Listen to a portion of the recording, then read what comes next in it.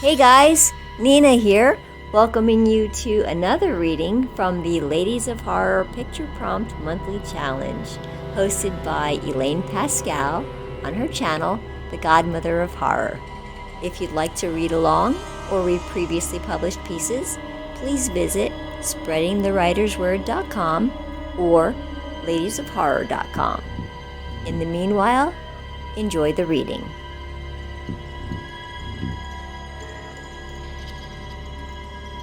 Their Turn by Lee Mitchell. Always alternate the eucalyptus and sandalwood, Jocelyn demonstrated as she instructed their most recent addition. It burns more evenly, and it doesn't get too hot that way. Alex nodded. The scent of burning wood wasn't quite as intoxicating as it had been before his emergence, but it still brought the young man some joy. He studied the clay pots that remained lined up along the constant glow of embers.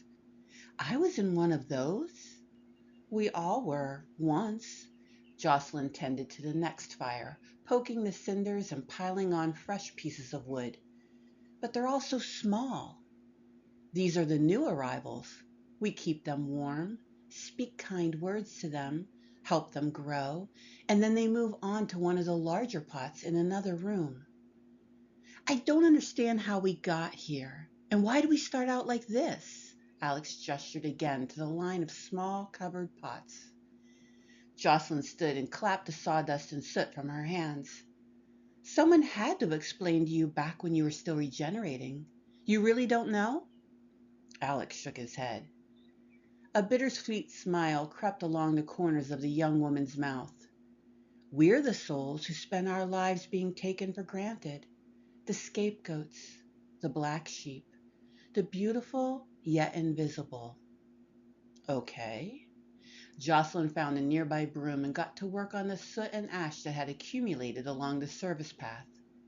Never truly being seen eventually takes its toll on a person. It reduces us to nearly nothing, taking us nearly to the brink of non-existence. Each of these pots holds the spark of a soul. It's our job to help those sparks become more once again. By cooking them over fires and talking to them? And then what? This isn't my idea of finally finding peace. I've seen others move on from this job. Each of them had a look of delight and satisfaction on their face as they burst into explosions of light and then drifted off in all directions, like diamonds shimmering in the sky. So beautiful. Alex frowned. That sounds awful. Jocelyn grinned back. You'll be ready when it's your turn. For now, you can pick a pot and start talking. But I don't want to. If you don't work, you'll be stuck here forever. And my alternative is to explode into a billion bits and fly away in the wind? You make it sound like something violent and unpleasant, said Jocelyn. It's how we move on. To where? The young woman shook her head. Somewhere better. Alex's voice rose to match his frustration. How do you know that?